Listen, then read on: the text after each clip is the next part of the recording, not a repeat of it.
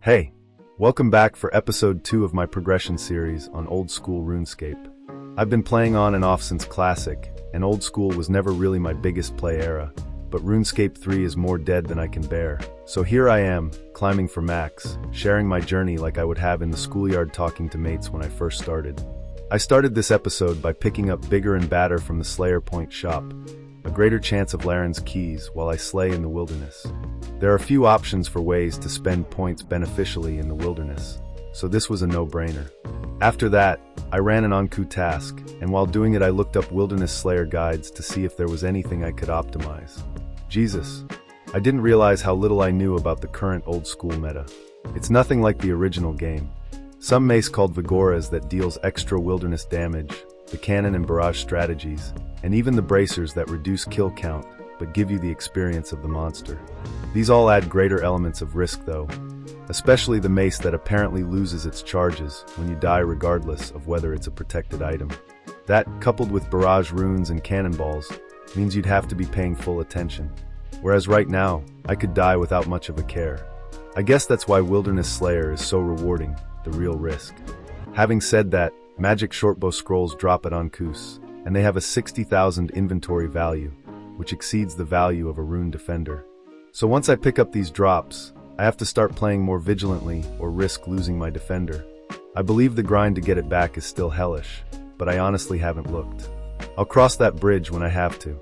Managed to get 2 of the magic shortbow scrolls during the trip, and only just dodged being player killed while holding the first one, before I had checked the items kept on death page. Could have been a very sad day. Followed that up with a rogue task.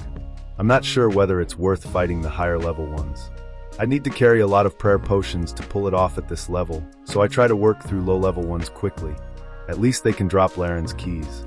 I swapped to an Australian world after spotting a high level player stalking me, into a world with a chaos elemental stuck inside the castle grounds. I thought it would be a good player killer deterrent. Instead, it somehow got aggro on me through the wall, moved around to the gated entrance, and started blasting. Netted next to nothing from these, didn't pick any herbs up.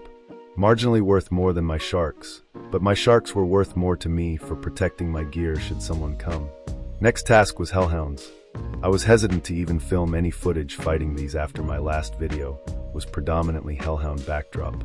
I thought I'd filmed all of my tasks, but I guess I was AFK in the head. While I was out killing these, I got a YouTube comment from Cublin Killer, who suggested using blighted super restores in the wilderness for prayer restore. After checking the Grand Exchange, they are almost half the price of prayer potions. What a huge saving. That'll increase our profit per task by a decent margin. Also on this task, I came across my first green dragon bot. I was actually trying to talk to the dude about canon wilderness safety, laughing at myself now. What an idiot I was. Then I looked him up, and he was 101 ranged with nothing else higher than level 30 in stats. And it clicked. I was under the impression you could only kill things in the Wilderness Slayer cave on task. I had not done any tests, but figured that was the restriction for such good spawns. He was one Slayer though, so guessing those dragons were not on task. Makes me wonder if it's possible to cannon abyssal demons here. Not that a whip is as coveted as it was back in the day. Managed to get a Laren's key and a noted looting bag drop at the same time during this Hellhound task. I had to teleport out straight away though. I had run out of restores and was meleeing the dogs because it was no risk and they dropped food. But once this dropped, the noted looting bag took the safe slot for my rune defender. Not willing to risk that little bad boy, I then got a wilderness crab's teleport, which is only worth 30,000, but also beats out the rune defender on the 3 safe items. Really need to work on picking up a new 2-handed weapon to save a safe slot. Ended this task on 355,000 rune light valuation. I picked up a majority of this loot and didn't die, decent windfall. Took a small break from Slayer after that task and bought some dragon bones from the Grand Exchange. Set my house up in Rimmington and learned the new gilded altar meta. I thought I would have to get 50 construction to move my house to Yanil. I don't know why that used to be a standard location, but I thought it still was. After digging through Google, I found there was an NPC next to the Rimmington portal that will unnote your bones for 5 gold pieces each, an absolutely reasonable cost, and that it was the standard location now. Perfect for me with only 38 construction. No more hurdle. So with 1,000 dragon bones to begin with, I headed over to Rimmington. I then found no one was advertising for gilded altars like they used to. After finding nothing on Google, I luckily happened to right-click on the blue little letterbox next to the portal and read "How's advertisements?" Oh my god, how much time I wasted. Anyway, it lists all of the houses currently active for house parties there, and even has right-click rejoin last house options, so the amount of clicks required to get back into the house also lessened. Plus, using the dragon bones on the altar now immediately starts using them all instead of asking how many you want to use. Thank God. That used to be pretty painful. All in all, very happy with the new bone burying. Files is the name of the note transfer guy in Rimmington, by the way, if any of you are searching for the right NPC. It gives me a similar vibe to trading in lobster certificates and coal certificates on RuneScape Classic back in the day. What a tedious grind that was. At least this is less clicks, and you get experience for your troubles. I have a bit of a coin stack, because I used to flip items on the Grand Exchange while I played RuneScape 3. Wish I never bought a bond with the larger stack back in the day. Wasted a huge portion of potential experience just to play 14 days, but oh well, live and learn.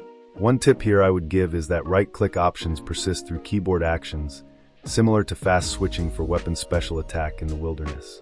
You can use your notes on files, right-click on the house advertisement teleporter, and despite the teleporter being off-screen, you can press 3 at files, transferring all of your bone notes over for bones, and then click on the visit last house option.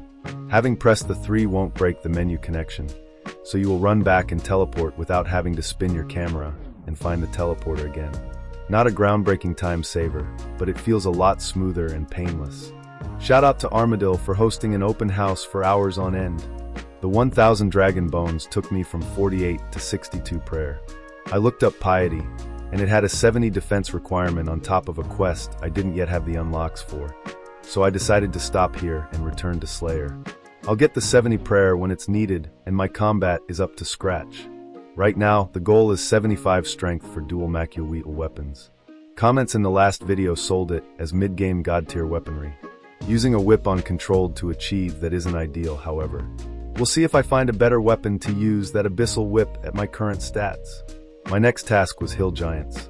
The first time I completed these, I didn't know they were also in the high-level wilderness fire giant dungeon, spawning quickly, so I'd killed them one by one near the Chaos Temple.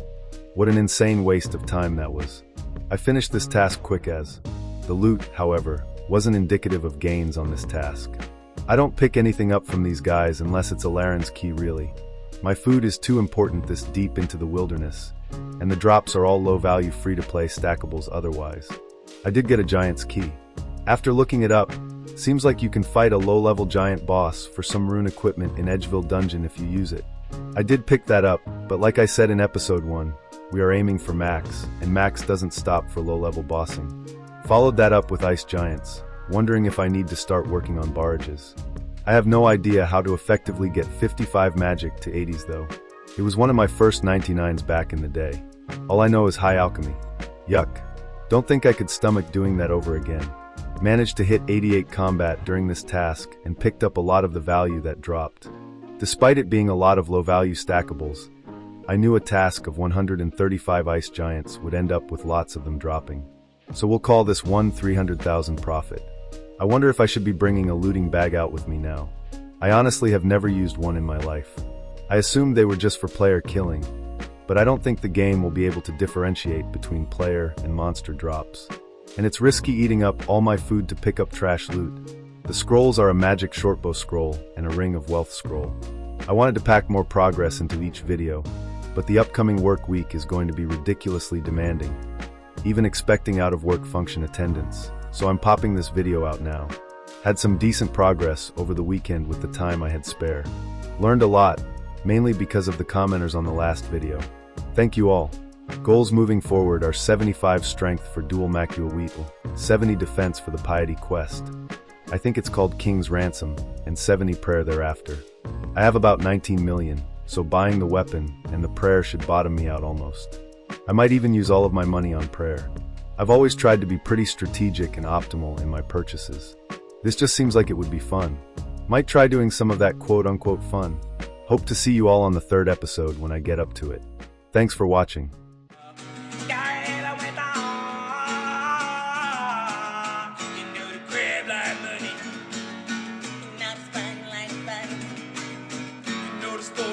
shining.